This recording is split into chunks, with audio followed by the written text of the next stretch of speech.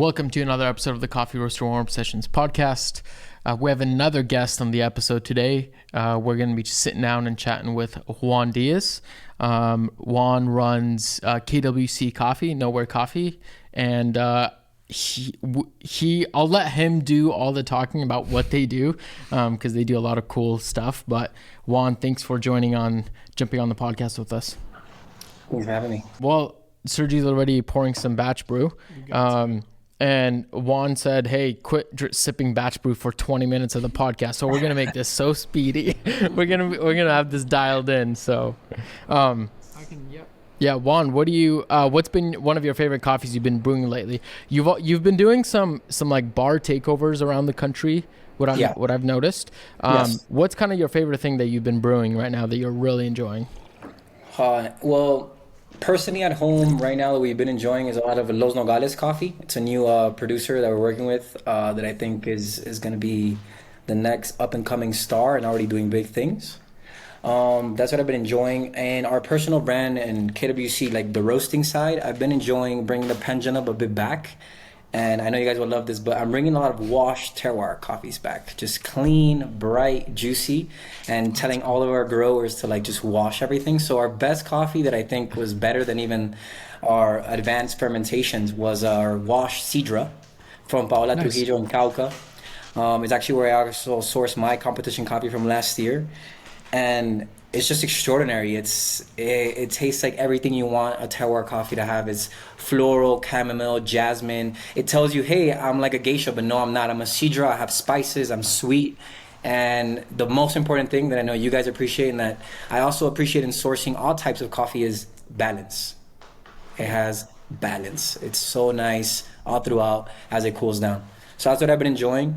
For the people listening, a little bit of the takeovers, the idea really is a trend up and coming from a lot of world baristas doing omakases.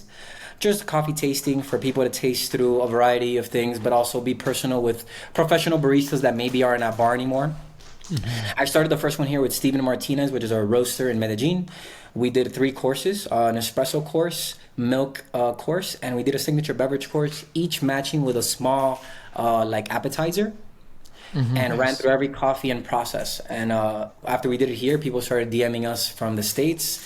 After that, we did one with Frank Law, the 2024 Barista Champion. That went really well. We did one with Moyam Coffee. It was more of a pop-up kind of thing to people to talk to me. Flew me out. Then I went to New York, did drip coffee. So we did a little pour-over session. After that, flew to North Carolina. And that was the last couple weeks ago. And we did it at The Daily. It's what it's called. So those have been a big success. It's very fun. So also a lot of home baristas and roasters that are probably listening have come out and kind of asked direct questions that they want to know about sourcing and stuff. That's awesome. Dude, that sounds like a lot of fun. You've been also super busy traveling all over the place. So how does it feel to be back in Colombia? It feels good. So for you guys also, I know that no one keeps tabs. No one knows where I live. Exactly. I turned in November of 2024, 4 years living at Origin, going on my 5th year. So time is flying. It's the only place that I'm like, hey, I really want to get back. I think it's mostly because I leave all the work to Steven by himself and I feel like he's drowning and I'm like, damn, all I'm doing is like doing like invoicing and other stuff. And I really like to be here, even if it's just me sitting on my desk. Mm-hmm. That's number one. Guys, you guys know this about me. I've been traveling the world for coffee because of coffee for 10 years now. Mm-hmm. You know, so even though this is home base, I call home base where I have a car and I pay rent. That is in Colombia. Yeah. But I'm still going to continuously travel to stay consistent and see what's happening in the world market. I am getting a little tired. I will say that. I'm newly a month or a month and a half, I turned 30 years old. So I am 30 years young. Yeah. So I still have a lot of gas in the tank for sure, but I am slowing down. It's tough. Yeah. The other week, Chris DeFurio called me an old guy in coffee because I'm going to be 37 this year. He's like, "Oh, you're one of the old guys in coffee," and I'm like, "I guess so." Yeah, but right. I remember meeting you back in the day. I don't know. Do you remember Joseph Simpson, Joe? Yeah. Yeah, so Joe introduced me to you back in the day because I worked with Joe, Social Grounds Coffee. And that's how I remember meeting you, connecting with you back in the day. And then realizing that you and I moved to the West Coast to see it. I moved back to Bellingham. You moved to Seattle back in around the same time. I think you moved in 2018. I moved in 2019. So it was around the same time, and then we reconnected in Seattle and started chatting again. So it's been fun for me to watch you just excel. Like you've been an inspiration for me from day one when Joe introduced me to you as a competitor, as someone who takes the craft of coffee very seriously, as someone who wants to excel, as someone who's focused on meeting their goals, but also focused on just doing the most excellent work possible. So that's how I know you. That's the context of getting to know you. So it's been awesome from that perspective. And then recently, what was it, about 2 years ago, that we did a cupping in Bellingham together. And that's where we started tasting more of the things that you have to offer through KWC. So I think with that said, as we are done tasting and sipping coffee, it didn't take 15 minutes this time.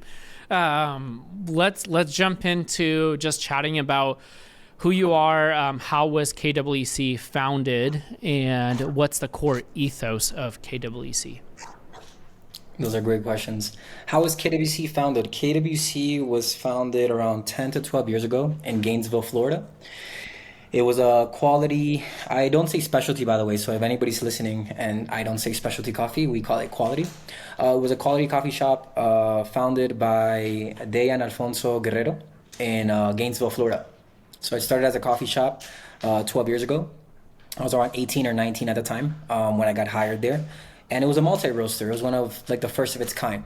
There was Volta and there was Nowhere Coffee. Yep. And a lot of people called it Nowhere Coffee for many years. It was only around for almost 2 years. And I was the guy that's always like KWC, KWC. So that is really where it originates.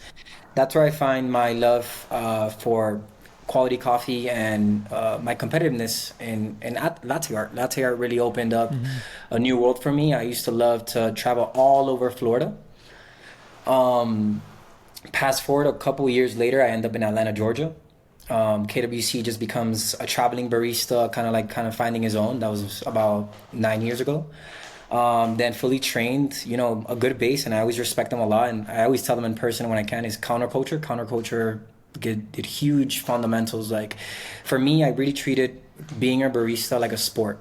I think my mentality on that was different. What I mean is, I love basketball. Basketball is so much fundamental. Sports are fundamentals. It's learning how to crawl, walk, then run. And for me, coffee is that. It's not about, let's jump and get the best grinder and play with the water. It's like, no, like, what do you know about the variables? What if you just change this one thing? Kind of those basic things. Fast forward a little bit more. I started competing in around 2019. Started doing brewers and barista. Never got into nationals for brewers. For barista, I did on my first try in 2019. I did Kansas City. As everything evolves, KWC becomes a person that is a coffee trainer, that is trying to find consulting gigs, that's opening coffee shops in Florida, consulting for people there, doing year contracts. And now, guys, the ethos of everything it's incredible. I'm grateful every day. I live the dream. People ask me like, hey, is your life real? We started retreats in 2020 in Colombia.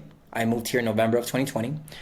Retreats bringing baristas to learn about origin in a very raw way and just traditional coffee farms. From there, people were like, hey, well, you're already around the coffee. Can you roast for us private label? This is when coffee shops were going out of business because of COVID. So we started sourcing a bit more green, figuring that out. What is roasting? What is toll roasting for people? All these little things. And then from there, people were like, hey, can you source some green for us? We tasted this coffee. And then we have concepts now. And for the listeners, we have KWC Retreats, which is the lowest movement now. We have KWC Export, which is exporting private label, but also we export coffee for coffee growers and producers that have their own labels. KWC Sourcing, which is the green, and KWC Roasting, which is roasting our own brand. Our ethos, or something to be like, how to explain that, like our banner is KWC is to facilitate coffee all over the world. Facilitate not only coffee. When I talk about coffee, coffee to me is a vehicle. Coffee is something that I do love, but coffee is also a way that I communicate. It's a way that I live and I survive, like many other people. So for me, facilitate means making it easy for everyone. That includes you guys. That includes the producer. That includes the picker. That includes the home barista. That includes the roaster. I am a positive, I hope, double-edged sword in the coffee industry. I play the game as much as for the producers, as much as for your needs, because as you guys know, I've been growing in both parts of the chain, opposite directions. I come from front lines of being a barista, being a consumer, coming all the way to production, all the way into processing. I never planned to be a producer.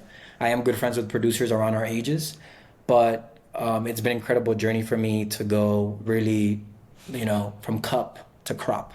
Yeah. And that's our goal. Our goal is excellence, and I think our goal is also just the network.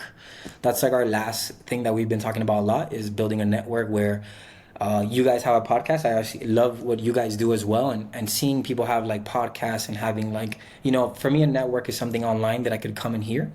I was like, you know what? Producers are lacking one. Producers don't have one. Producers don't have one talking to each other, but baristas do and brewers do. So the idea was to warm up some producers to speak while I ask them some questions, but just let them go. And a lot of people reached out and they're like, hey, can we be on this network? Because I feel like that producer. And now growers and producers call us to be on that network. And it's amazing because it's something that originally my mind was, oh, this would be good for sales or marketing, to be honest. But now it became a producer thing where it's like, hey, we like, thank you, Wilder Lasso. You guys love Wilder. You got great coffees from Wilder Lasso. And Wilder Lasso inspired a lot of people like, yeah, Wilder, we didn't even know that about you. Yeah. We didn't even know that was your process. We didn't know this about, the other Lasso, like Adrian Lasso and Diviso people. Like, we didn't know their trajectory and like how they spoke. Yeah. And they didn't have a platform like we do as brewers or baristas to speak on. And that's something I've been working on as a project as well. Thanks, dude. That's I know it's a lot. Yeah, Sorry. that's a lot that you got going on. Yeah, I remember when KWC Retreat started. That was interesting. And hearing about you starting to roast and then doing green coffee, I was like, dude, this guy's like doing the whole 9 yards, which is awesome. And I think you're positioned in a place, especially being, kind of rooted in Colombia, but also having these international relationships with folks in the States and everything. I want to deviate a little bit into talking like the coffee that we're sipping on the batch is the thermal shock that we picked up from you guys, or let me correct that, the advanced washed, and we'll get into that shortly. But this is a coffee that we just picked up from KWC. It's either going to drop when this podcast drops or has already. I've enjoyed this coffee because of how punchy and intense it is.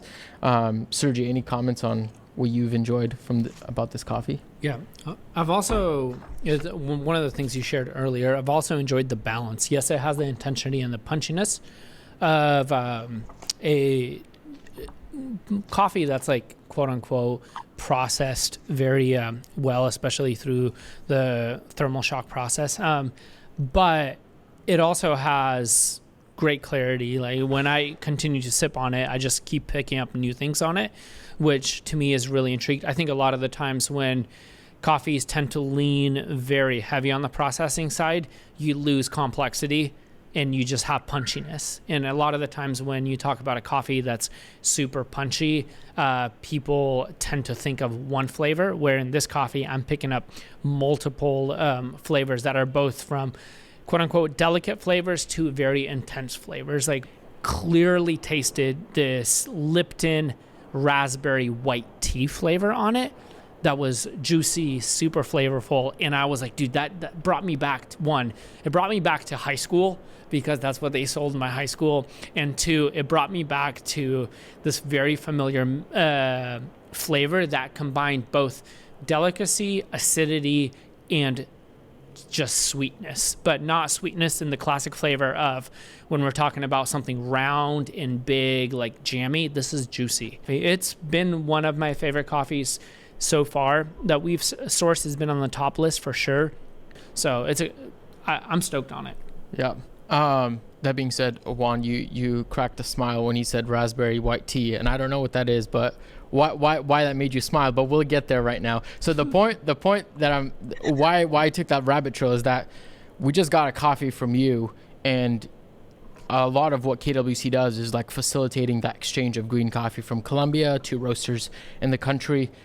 It's been awesome getting this coffee. First, I want to hear why raspberry white tea made you smile, and then tell me a little bit more about from the green sourcing side, what KWC does. Go a little deeper with me there. Yeah. So KWC sourcing, and that's our number one goal. That's the biggest part of our brand that we want to grow, by the way, for you guys to know and for the public. KWC sourcing is, we want to be your private team at origin sourcing for you guys all the time. Mm-hmm.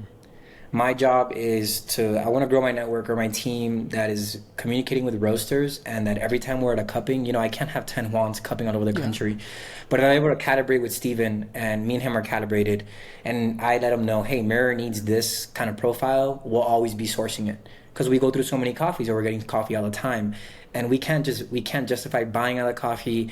It's about finding coffee's right home or area. A good thing, a barista taught me here, and he would have, if he heard this, I wish he understood English, but if he heard this, he'll love it. He's like, Juan, you always tell me to do my own label, but I love your guys' brand. And I'm like, why? And he's like, I'm a curator. He's like, in what way? He's like, if there was a museum, there was a room, this would be your room, and this is how I would design it. This is what KWC is. Yeah. I have a ton of rooms. There's a bunch of different roasters, and I have producers that don't know, and they're sending their coffees to places that's not their room. It's not the table that this should be on. My job is literally just to be a filter for you guys to get a coffee that you guys want without sending you 12 samples, telling you, hey, it's one of these 4, making it easy and making it fast, and telling someone like Wilton Benitez, also this is a Wilton Benitez coffee, Típica Amarillo, Yellow Típica, that I'm like, hey, this would be good for what you're looking for, making it short for both of our lives, I guess, or workflow. It's all about that. I'm about efficiency, right?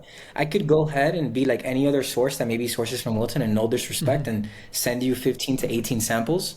And I can't name people, but I do source for our friends down in Raleigh, North Carolina, so they'll know who I'm talking about. And I see the samples, and they don't go through all of them. Yeah. And producers don't know that. So my job is just to be like, hey, this is where I know it goes, because I did the homework. And the homework for producers to understand, and you guys, is I'm thinking of how is Mirror going to promote this to their clients? How are they going to serve this? How is this going to act on a bar? I'm not over here looking at a cupping table to see quality. I'm thinking as a barista every single time. And that makes our team just be the best. Being the best at our job, which was originally baristas. So between Steve and I and Sarah's a barista right now in Barcelona. Our team is made up of 3. We all source, we all cup. And we've been brewing coffee for 20 years, all together. So my goal is a roaster could give me homework on pricing, even on quality of a cup, on volume. Hey, I want this coffee and I only want it to be mine. Can you only find 1,000 kilos of this? Can you buy in 700? And I'll put my task up to it and I'll do it. Yeah. And I think that makes us, a little more specific and curated to a different public. But myself, I consider myself a curator that is trying to get coffee in the right hands. And another part of ethos and stuff that it didn't cross my mind at the moment, but with the question that's coming up, is we source from quality people for quality people. Mm-hmm. That's what I like. I want to know that where our coffee is going, they're going to promote the coffee well. They're going to respect the coffee. They're going to respect the producer. They're going to respect the information. Just as much as I want the producers to do that with you guys as well. And I think that's what I'm trying to change and make, not a movement, not a moment thing. I always talk about being here for decades. The reason I smile is because I do like Lipton tea a lot, and I open my notes for a fun reference. I know people love stats. I was sourcing this coffee on the 1st of December of 2024. I cupped it for the first time. Yellow Typica, I wrote down, no lie. I'll show you guys in the video, but for people listening, raspberry candy, lemon, and bergamot. Let's go. Juicy, black tea. Let's go. This is exactly the description of what it is. And I also did pick it for its balance. This coffee does have some intervention, but I picked it because of its balance. I like the acidity on it. And it has to do a lot with what you guys talked in your last episode about thermal shock processing. And you didn't go into the rabbit hole about varieties. But this is specifically Yellow Typica. So when people hear yellow, guys, any variety that has a color in front of it, it means the cherry ripens at that color. Mm-hmm. which, yeah, well, if you have any questions on Yellow Typica, we could go into a little bit of Yellow Typica. Yeah. Oh man, I appreciate a lot of that so much, because one, what I'm hearing from you is, as a competitor, one, you've competed in barista in Colombia, but you've also competed in the United States and have placed quite a bit. Like you've done a lot within competition. But, it's interesting to know and to hear from a lot of competitors. Usually, as a barista competitor, you kind of stick with the barista crowd. It tends to be. But what you're doing is something very much so different. Is you're almost matching, the way I see it is almost like a spider web in my mind, where you're taking baristas, you're keeping baristas in mind, you're connecting baristas with producers by sourcing the right coffee for baristas through roasters. And it's a web, it is a network, and you're doing that really, really well. And it's very impressive because it is a new thing. I don't find it very common. So what I see as a roaster, as a roasting company, the benefit of that is basically taking away points of friction for both sides, the barista and the roaster, to find the right coffee for all parties. And I really appreciate that from you, especially knowing that a lot of roasters are going to be listening to this podcast and thinking about, okay, what is the value for me to source coffee through KWC? And I would say that's it. You answer that question very, very well. And outside of that, you also, for me, I'm super curious, what does it look like for you as a competitor then to also source coffee, one, for yourself? And how do you source coffee for yourself?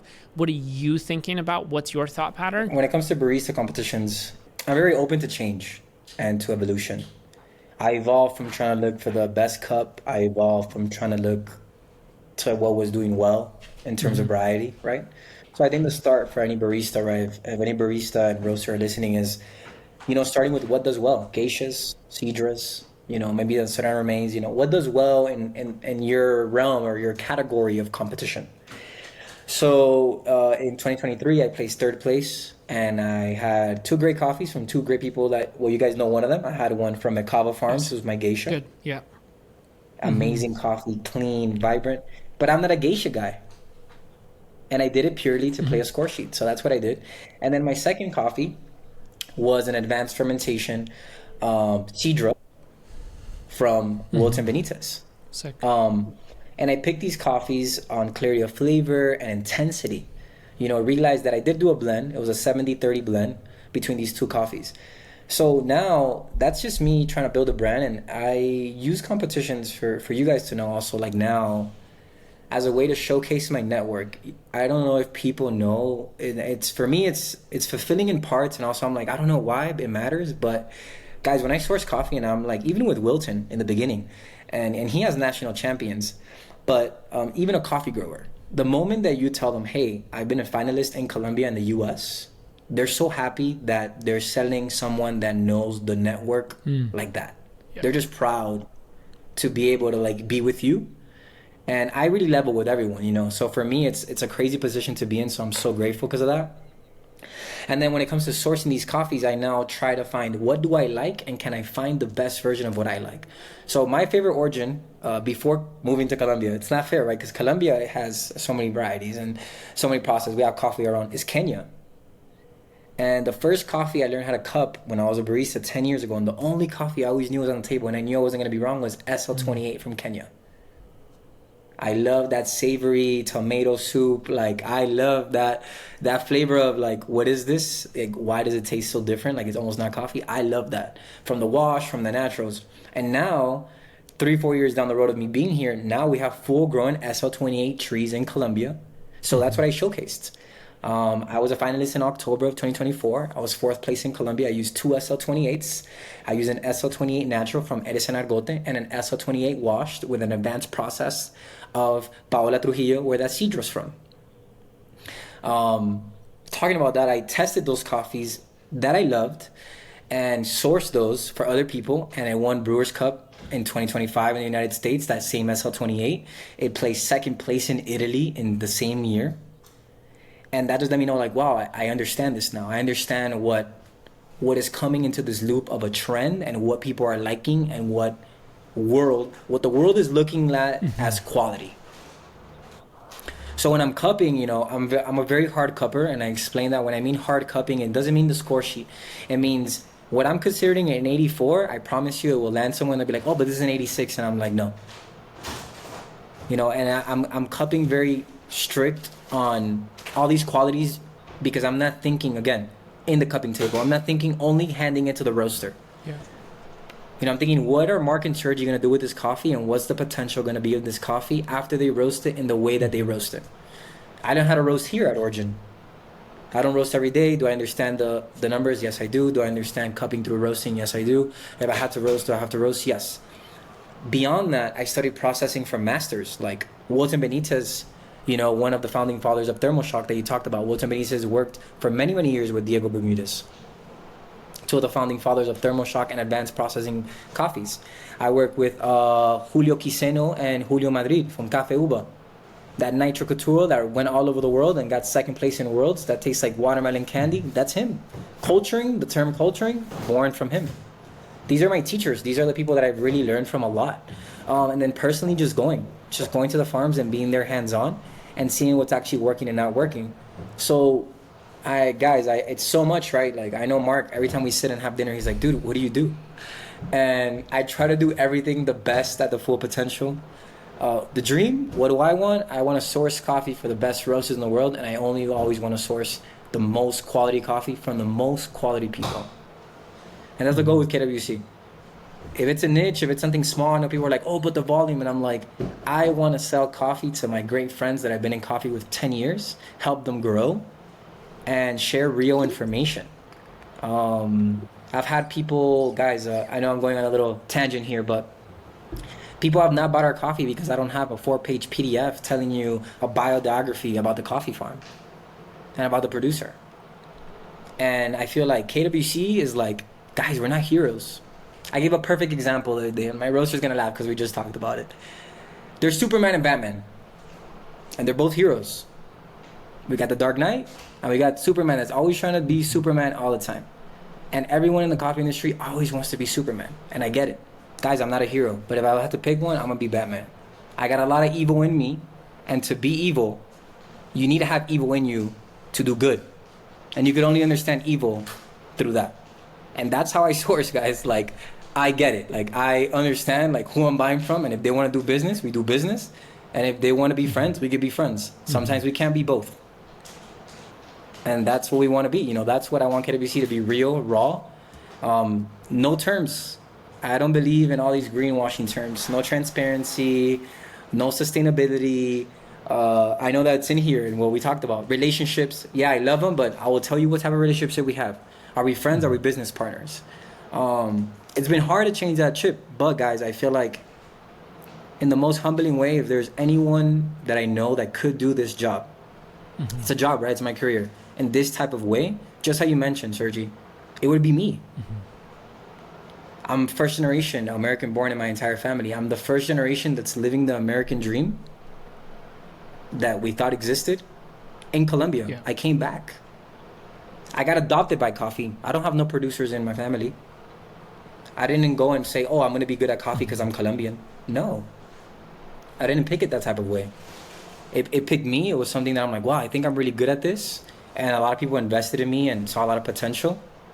And now it's my turn to be an example to people like you guys, to be an example to an industry, to be an example to future producers that are going to sell their coffee, that I want them to sell their coffee as professionals. So many things. Dude, no, that's Sorry, awesome. I went on there for a bit. Really appreciate that. Let's dive into a little bit of kind of like helping maybe some roasters that are listening. You talked about sourcing quality coffees for quality people.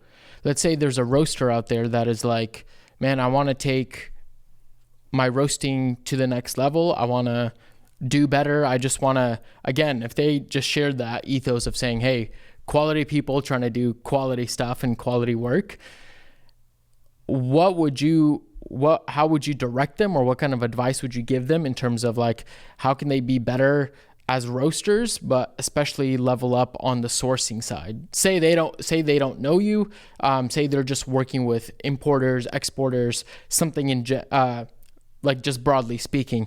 what's the first step to kind of leveling up your quality as a roaster? It's a great question. It's a already put together question, Mark. Um, of course, the first thing I'm gonna say is beyond the quality person part. So the quality person, I'll reiterate on that, like, is buying from good people. So if you're buying from an importer or an exporter, is asking good questions, not just asking questions. So we get questions all the time. Oh, elevation, processing, time, hours, and in my mind, and correct me if I'm wrong, if I give you all that information, if you're not a knowledge roaster on processing, or you don't ask your producer what that means, you have no idea what that information means. If I tell you guys 72 hours to 48 hours in a fermentation tank, what does that mean? So I think the first step is study processing. And if you're gonna buy from a process-driven producer, ask them why they did what they did and what they wanted to result in their cup. Because process-driven coffees, like what we talked as advanced, are coffees that are made on purpose. This isn't a mistake anymore. Coffee is not a mistake, especially in places like Colombia. I think Colombia, after Panama, of course, in innovation, they're leading the way. And they're leading the way by coffee chemists, coffee producers that understand chemistry to create flavors on purpose that are repeatable and consistent. And they can lower intensity and higher intensity. So I think it's about asking the right questions, first of all. And I don't know about you guys, but you guys are baristas. When I go to a barista and the barista doesn't understand variables, I'm not going to buy a pour-over from him. Right. If my importer doesn't understand processing, guys, he's just giving you information he read in a book. He's just giving you a PDF. If he doesn't understand brewing, it's like, what are we doing? And you know, it's funny thinking about that. And we'll highlight them again a little bit because Mark touched on it on his last podcast. Hart Coffee Roasters. I used to buy from Hart Coffee Roasters when I had a multi-roaster in Orlando, Florida. Hart gives you a 10-page document on each coffee. They try their coffee on 10 different grinders, on different TDS, and all the available espresso machines that they have, and they give you parameters. Why in the world, as a person that is sourcing roasted coffee, would you not go there? They just did your homework. They just did everything to get you to be better. But guys, importers are giving you something to sell coffee on a marketing tool. They're not telling you, hey man, you should maybe roast it this way because this had 48 hours of fermentation, and if it was natural or this, and it had this much heat, this position, then that coffee's already gone through a heat process. So maybe you don't need to apply that much heat in the roaster. Only a roaster that understands processing could tell you that. And I think that's a big first step, but I hope that's a good answer for you guys. That's good. Yeah, that's really excellent. I'm glad you actually added like some practical questions that they can ask versus kind of like the broad, cookie cutter. Outside of some of the like understanding processing, what should I look for in somebody who's like an importer? What should I look for to find somebody who's just good at what they do, importing wise and exporting, somebody that I can trust, somebody that I can buy from? What would you recommend I do? On the importing side, I think it's good to ask like how they're buying the coffee. So when we sell coffee, I think that roasters don't know that we sell coffee as exporters or importers with certain attributes in the physicality of the coffee. So I'll give you an example. Faults. So sometimes I'm sourcing for a roaster and the roaster just needs a blender. So a blender could go 835. What is 835? 8 is primary defects and 35 is secondary defects. So you could ask your importer, hey, what is the tightness of the faults that you're allowing in this lot? Why? Because that 835 is going to be very different to a 215 or a 00. Same thing. So I'm assuming, and I know, for example, the coffee I sent you guys from Wilton works on a 012 or 00. That means there's no chipped. That means there's no vinegars in there. That means there's no white coffee in there. There's no primary defects, so full blacks, right? That is going to affect your cup. What does that tell me? It tells me what type of farm work they're having when I have more faults for the yield. So again, a lot of green terms have helped me a lot.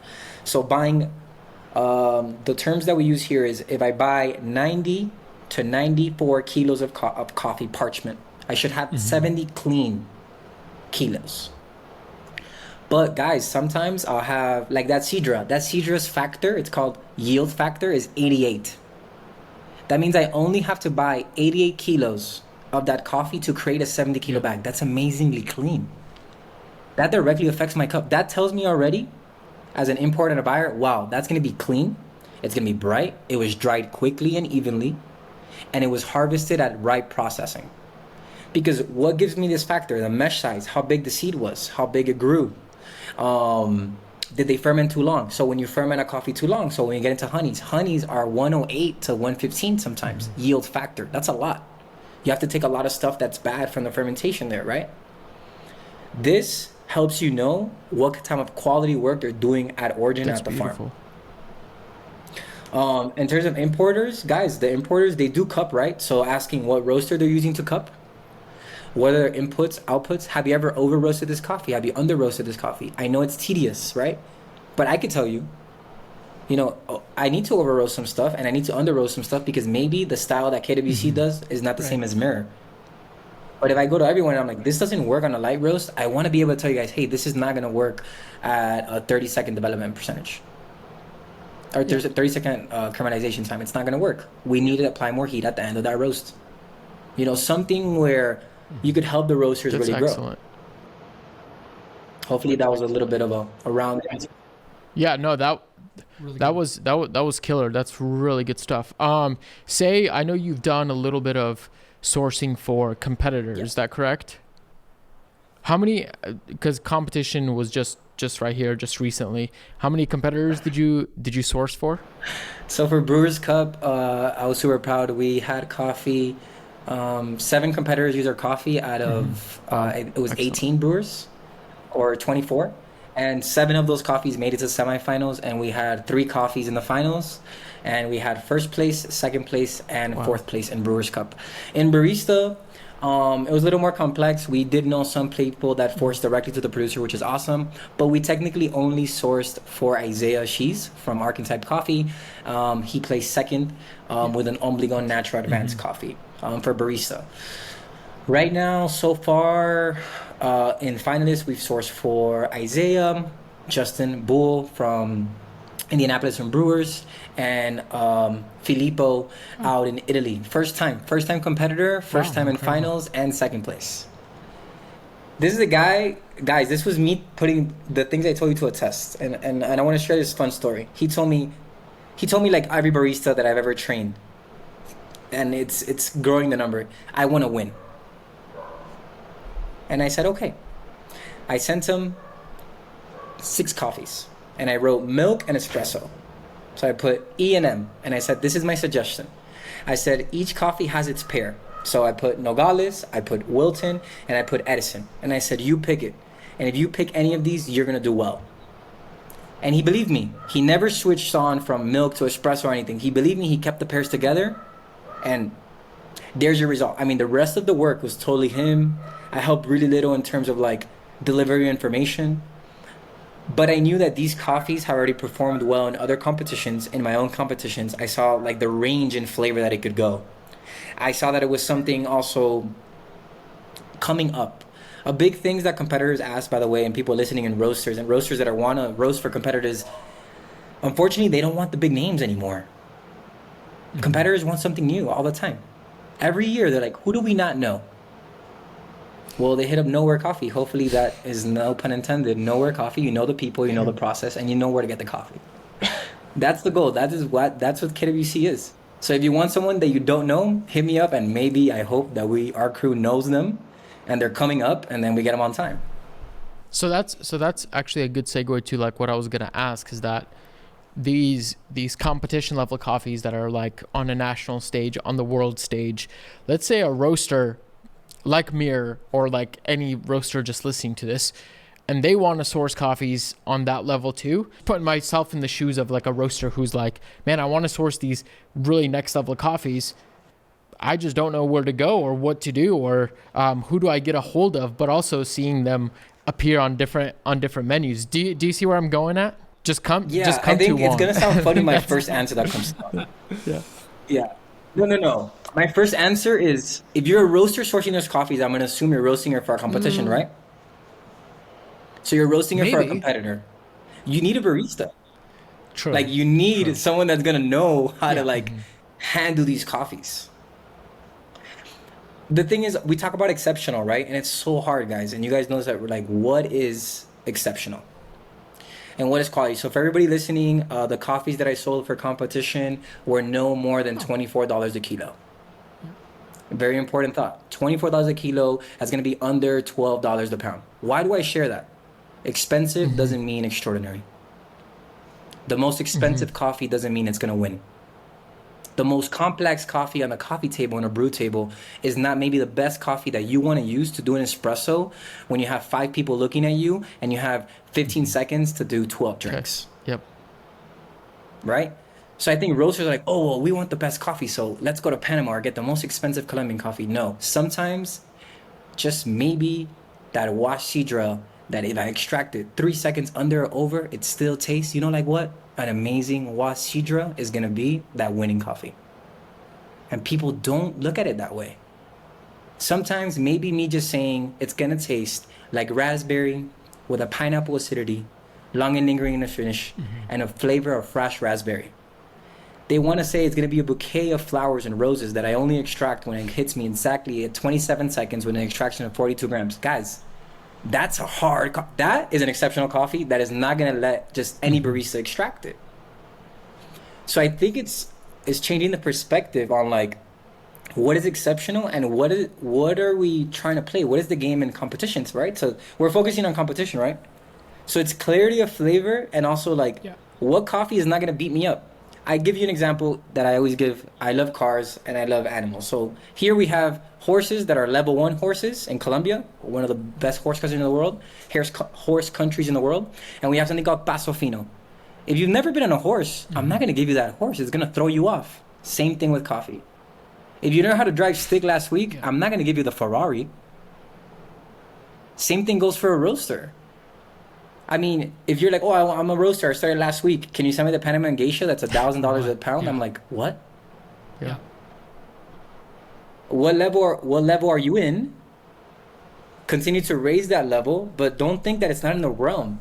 Something that I shared with a coffee magazine not that long ago was, hey, so what is espresso in competition? And they were bummed that my answer was just Italian espresso. And they said, what? I said, yeah, you're thinking Italian like it's a roast, and it's not. An espresso. What is the definition of espresso? It's a concentrate that has crema, balance, positive bitterness, and sweetness. How do I do it with a coffee that's just straight floral and sweet? It's not going to score well. Coffee needs to be bitter, but it needs to be good bitter, not bad bitter. And that is a quality of that flavor. And that is what you're going to get your notes taken out of. But if you give them a La Reina and you give them just straight up cane sugar in a cup, no, but those coffees, they want them all the time. They always send me to find the Lorena, the Eugenioids, and all this stuff. And I'm like, it's a linear coffee that has zero bitterness because there's almost no caffeine in it. Yeah. I don't think it's going to do well. That's really good. Yeah, I learned a lot of that too when I started competing. And I think what you're doing is you're taking things a little further, because we always talk about how one of the things that we learned from Mark Michelson, and of course he's a roaster that's roasted for a lot of champions, has history in roasting and history in competition. One of his major quotes that we kind of have lived by was the fact that you're only as good a roaster as you are a cupper. But what I hear you saying is taking it to another level, is like you can only roast these competition coffees if, quote unquote, you understand what it means to be a competitive barista or a barista. And I think the challenge is a lot of the times roasters really want to serve those big coffees and are looking for those coffees. And even if they have access to those coffees, the reality is if they don't understand what it means to be a barista with those coffees, it doesn't really matter at that point. Is that correct? Yeah, I think that we are more connected. The theme this year for barista, for those listening, and I'm sure Sprudge took out a thing, was connection. And I think it was connection in terms of relationship way, but knowledge, right? I always want us to be a knowledge-based company where we are connecting the dots through knowledge, not because I'm a roaster and I'm just going to roast this light because I think it's cool. I'm not gonna over roast something, Stephen. I thought he was laughing over there. I'm gonna roast something because I want this to taste good, an espresso, and a filter on batch. And I try to hit that every time from our roasting side. But yes, it's exactly that, Sergi, is there needs to be more communication from the frontline baristas with your roaster. And then of course, from the roaster to origin. And that's how it goes backline. But there needs to be some connection of information of like, hey, how is it acting? I mean, I would love to see more roasters go and actually try their coffee on espresso, try their coffee on filter, on batch. And I know that they do, many, but it's always the same kind of drinks. And it's like, have you tasted your coffee with milk? No, I don't do milk. I can't. And I'm like, that's 8 out of 10 drinks. Did we forget milk exists? Am I going to roast a coffee linear so that I have it with never with milk? No. As a roaster, I think that if it's 8 out of 10 of our drinks are going to have milk in it, then I need to roast so it doesn't taste like paper and acid in there. And that's what the things we think about as roasters and as a source. I'll get you a coffee that I believe could work in every single part of the program, which is a full running cafe that serves milk-based beverages, drip, cold brew. And how do we So I source a think coffee like something that? that maybe some roasters can continue to glean from this episode is like, if you want to source these really exceptional coffees, these competition level coffees of great quality, that also working with somebody at origin, or somebody that's going to bring in those coffees that is equally on the same level as you are, that has the same values in terms of bringing in really exceptional coffees. And that actually it's like, hey, if they do really great work and you do, and they know what they're talking about, then hopefully you know how to do great work and you know what you're talking about. And then hopefully you can pass this on to somebody down the line, whether that's a barista or somebody making coffee at home, and hoping that they're able to execute on what you guys have all been working towards. Yes, yes. Like, I used to try to use the word different, but I've been telling my crew since we started this year of I think that we are on the roll of being the best because of that. Because of exactly what you just said, Mark. I want to be like that heart of sourcing. I want to help you guys do your job better, and it helps me have a great time sourcing the best coffees. So if we had more baristas at Origin, we have so many baristas being able to communicate with you guys. Like, it's not only someone like me that understands both cultures, right? If we had more people sourcing at Origin away from a cup score, away from a CVA, and actually sourcing to serve this coffee to 200 people in New York Avenue in Manhattan, that'd be great. I would be able to do a little bit more of your guys' job so you could focus on sourcing and roasting and cupping and doing the best you can in your brand. So I want to be the whole package, right? I want to be the whole package, just how I received that. I'll never forget that, guys. I was in Orlando, Sergi and Mark. I was in Orlando and I got that from Heart, and I was like, what the heck? I'm like, wow, they took their time to do this. Like, I would never do it at that level in terms of sourcing, but in terms of information, I was like, wow, they weren't just trying to be different. That made them, to me, the best. Man, I will add, because we're gonna land the plane here real soon. I will add this, is that it's really nice when you can source some samples from, an importer, some kind of connection at origin, and have to go through one round of cupping and be like, this is the coffee. Instead of being like, oh, I need to get like 100 samples and look through all 100, because that also means you're wasting time as a roaster. That means you're wasting energy. That means you're just wasting everybody's time and finances, and it's so much loss.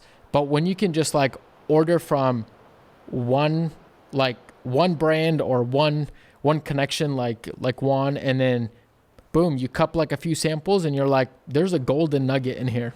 And like, that's why a part of like our sourcing is we source probably from probably now like 3 or 4, maybe 4 importers, and that's it. And almost every time they get us what we need, and that's it.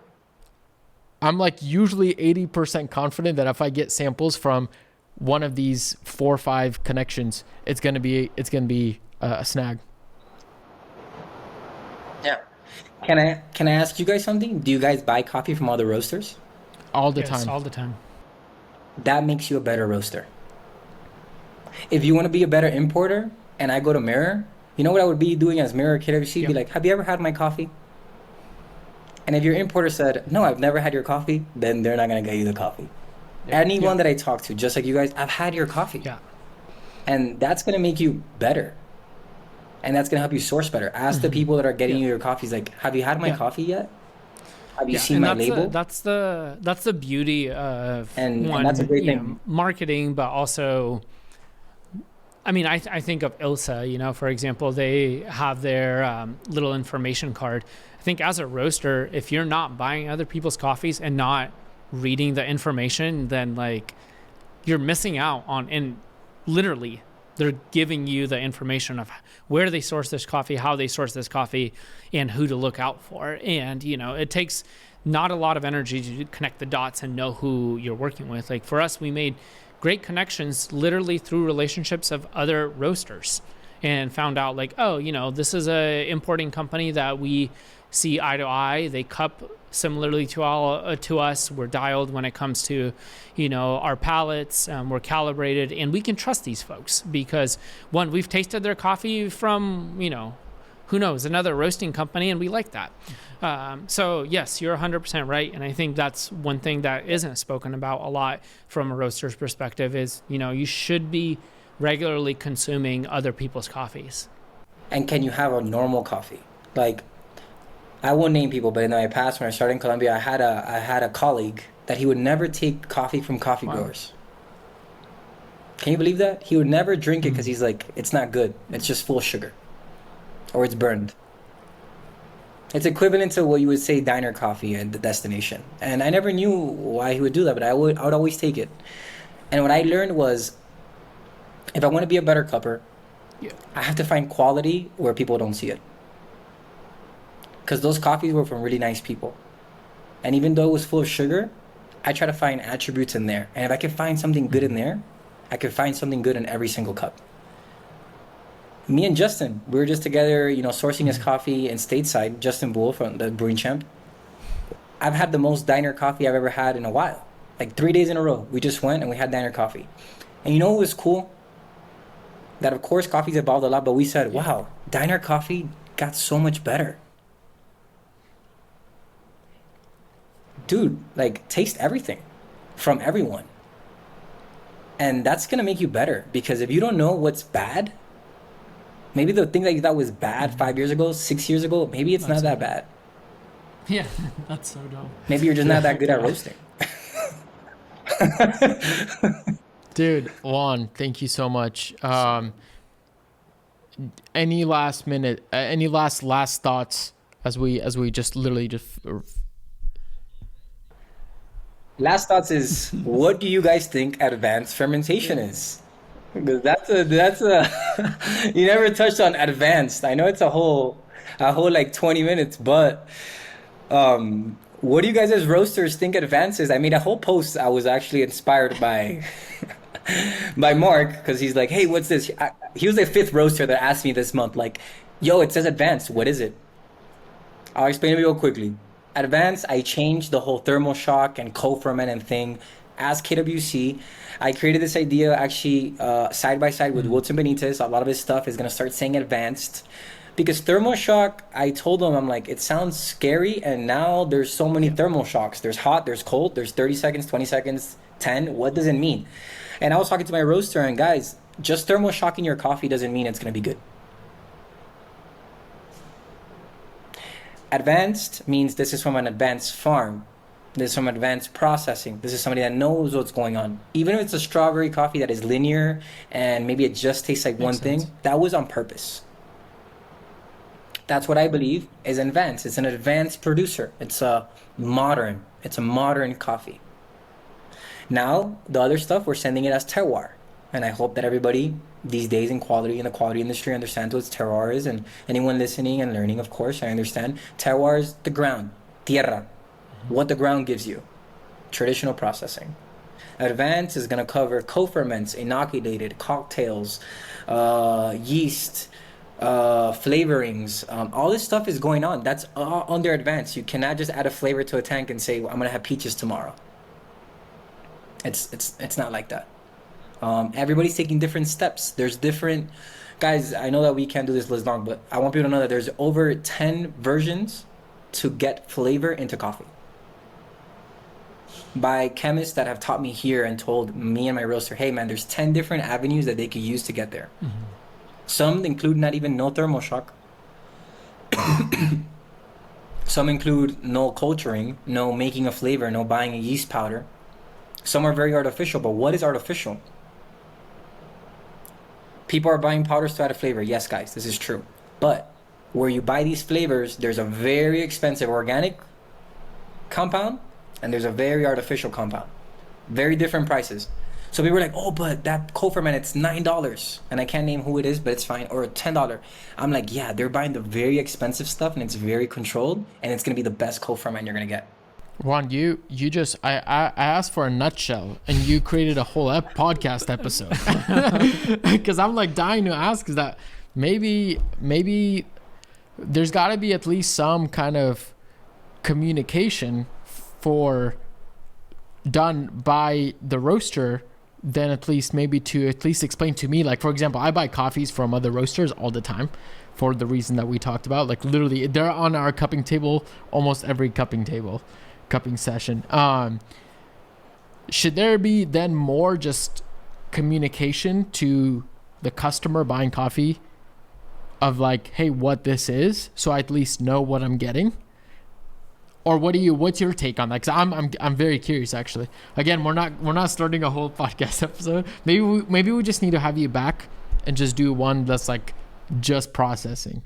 Let's tell the consumers and the roasters and the baristas, and this is all Steven's idea, Steven Martinez, which is our roaster, is we think eventually with how coffee is becoming so modern that we will have to put nutritional facts on coffee.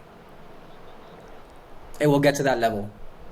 Sugar's being added, chemicals are being added. No one's getting hurt, but we don't know.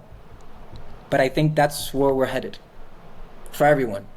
On bags, on burlap, on everything. I think that these co-ferments that I'm not against and yeast and all that could contaminate other coffees during the shipping process, but also roasters and seeing if people are okay with that. I think that they will have nutritional facts in the future. I think that telling people the simplest, making it easy, guys. Hey, something was added to make it. Like I compare it to beer, like beer flavors or soda flavors. Coca-Cola has vanilla and cherry. There it is. There's your co-ferment, and that's okay. Oh, is it organic? I don't use those terms, but it's groovy. Juan, thank you so much for jumping on and sacrificing an hour of your time just to chat with us. Really appreciate it. Thanks not only for jumping on the podcast, but also for sharing your knowledge, your insight, and then also getting us some tasty coffee from Wilton. So really, really appreciate it, man. Yeah. So anyone listening, please reach out to Mary for that coffee. Mm-hmm. Yellow Bourbon, Yellow Typica from Wilton Benitez from Granja Paraíso. Beautiful coffee. Super clean. Again, raspberry candy, lemon, bergamot, juicy black tea. I know you guys are gonna crush it. Thank you guys so much for having me on. Thank you guys so much for doing this. And yeah, we gotta come back. I think we gotta come back. So let me know when this is up, and we'll all share it all together. And I appreciate it so much, guys. Next time you're in town, you just come to the studio. We do one in person. That would be way more fun. Mm-hmm. Way more fun. We will do it in studio next time. I think. I think it's worth it. I have been asking you guys for 3 years, but I just wasn't good enough. Let's turn that. Let's turn that upside down. We were waiting to be better so that we can bring you on. Yeah, good. Yeah, I hope so. I had to get good. It's okay. I keep receipts even when I pay producers and my homies. I keep receipts. That's my next post. Thank you, brother. I really appreciate it, man. Peace.